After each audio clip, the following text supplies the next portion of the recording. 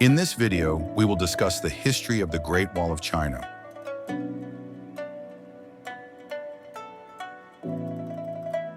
The Great Wall of China is one of the most iconic landmarks in the world.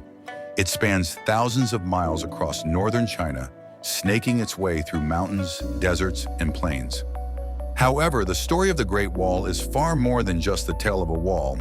It is a symbol of the ancient Chinese civilization's determination, ingenuity, and resilience. The wall, in its various forms, has existed for over 2,000 years, reflecting the complex history of the Chinese Empire, its relationships with neighboring tribes, and the ambitions of its rulers. Before China was unified under a single empire, it was divided into several warring states. The period before unification, known as the Warring States period, 475 to 221 BC, was marked by constant conflict between rival kingdoms vying for power. The northern kingdoms, in particular, were constantly under threat from nomadic tribes such as the Xiongnu, who would frequently raid Chinese settlements, disrupt trade, and pose a persistent threat to the stability of the region. To counter these threats, some of these states, notably the states of Yan, Zhao, and Qi, began building fortifications along their northern borders.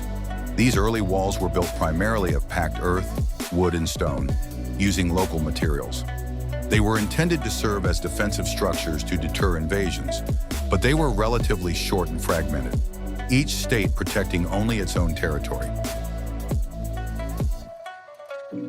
In 221 BC, a powerful leader from the state of Qin, named Qin Shi Huang, succeeded in conquering and uniting the various warring states, declaring himself the first emperor of a unified China.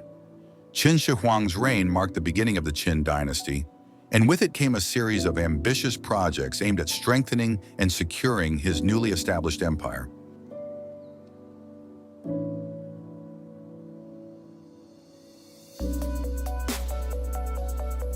One of Qin Shi Huang's most notable initiatives was the construction of a unified defense system along the empire's northern border to protect against the nomadic Xiongnu tribes. Rather than building an entirely new structure, the emperor ordered the integration of the existing walls built by the northern states into a single, continuous barrier. This effort was one of the earliest large-scale construction projects of the Great Wall. The construction of this early Great Wall was a monumental task. It involved hundreds of thousands of laborers, including soldiers, peasants, and prisoners. Many people were forced into labor under harsh conditions. The wall built during the Qin period was made mostly from tamped earth and stone, and its primary function was to keep the northern invaders at bay. However, it also served other purposes, such as facilitating the movement of troops along the border and improving communication between military outposts. The early Qin wall was not as formidable as the later structures built during the Ming Dynasty, but it set the precedent for the idea of a Great Wall that would evolve and be expanded upon by future dynasties. After the fall of the Qin Dynasty, China entered a period of civil war, but eventually the Han Dynasty emerged as the new ruling power in 206 BC. The Han Dynasty continued and expanded many of the policies introduced by the Qin, including the development of the Great Wall. The Han Empire, like its predecessors, faced constant threats from the northern nomads, particularly from the powerful Xiongnu Confederation. To defend against these raids, Emperor Wu of Han ordered further extensions of the Great Wall. The Han version of the wall stretched far into the west, beyond the current borders of China, to protect the newly established trade routes, including the famous Silk Road, which connected China to Central Asia and the Middle East. The construction of the Han Wall involved more advanced techniques than the Qin Wall, with sections being reinforced by layers of brick and stone. The Han Wall was also equipped with watchtowers, fortresses, and signal fire stations to improve communication and defense. These fire signals, along with smoke signals during the day, allowed military forces to quickly respond to invasions. This system of defense was highly sophisticated for its time and demonstrated the growing organizational and military capabilities of the Han Dynasty. Despite these efforts, maintaining such a long and continuous wall was a great challenge.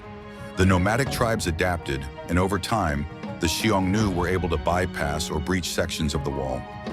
Nevertheless, the Han Dynasty's efforts to expand and fortify the Great Wall laid the foundation for future dynasties to continue its construction and improvement.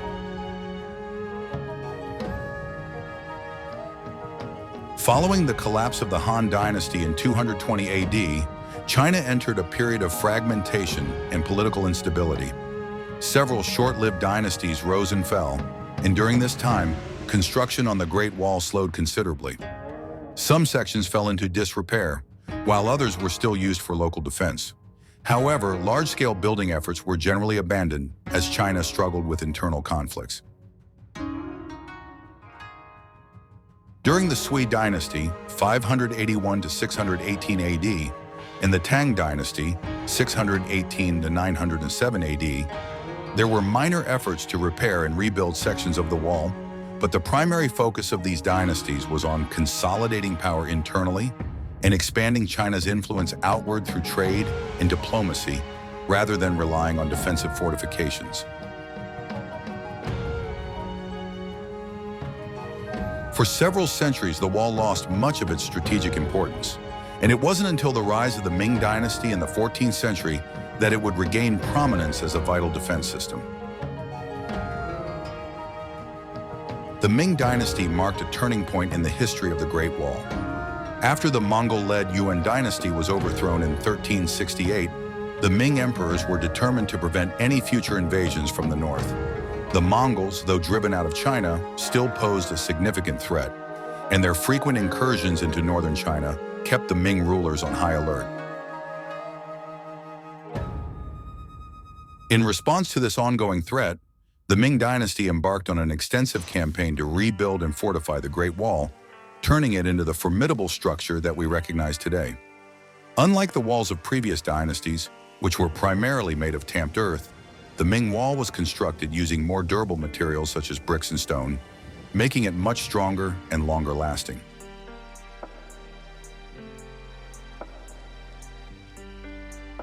The construction of the Ming Great Wall took place over several centuries, involving millions of laborers.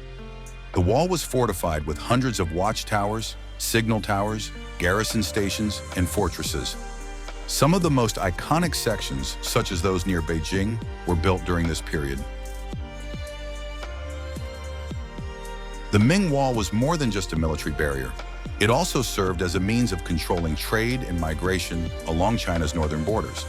By controlling the movement of people and goods, the Ming government could regulate trade, particularly along the Silk Road, and prevent smuggling or illegal crossings.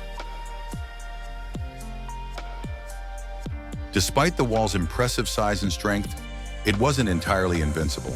In 1644, the Manchu forces of the Qing dynasty managed to breach the Great Wall, partly due to internal strife within the Ming court, leading to the fall of the Ming dynasty and the establishment of the Qing dynasty.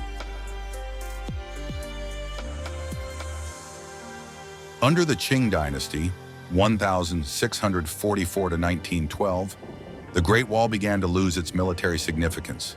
The Qing rulers, who originated from Manchuria in the north, no longer faced the same threats from nomadic tribes that had plagued previous dynasties. With the integration of the Mongols into the Qing Empire, there was little need for such a massive defensive structure. Moreover, advancements in military technology, such as gunpowder and cannons, rendered traditional fortifications less effective. Although sections of the wall were still maintained and used for local defense, its role as the primary defense system of China was effectively over. Though the Great Wall eventually lost its military importance, its cultural significance continued to grow. Over time, the wall became a symbol of China's strength, endurance, and ability to withstand external threats. It has been immortalized in countless poems, songs, and works of art throughout Chinese history. In modern times, the Great Wall stands as a testament to the ingenuity and determination of ancient China. It has become one of the most recognizable symbols of the country and is a UNESCO World Heritage Site. Tourists from all over the world visit the wall, particularly popular sections near Beijing, such as Badaling and Mutianyu. The Great Wall of China is not just a physical structure, but a symbol of Chinese resilience, history, and culture. It was built, rebuilt, and maintained over centuries to protect the Chinese empire from external threats. Today, while it no longer serves its original military purpose, the wall stands as a monumental achievement of human engineering and perseverance. Stretching over thousands of miles, crossing deserts, mountains, and plains, the Great Wall remains one of the most impressive feats of construction in human history. As a cultural symbol, it continues to inspire not only the Chinese people, but also visitors from around the world, representing both the challenges and triumphs of an ancient civilization that has endured for millennia. Thank you for watching my video. Don't forget to like and subscribe. See you soon.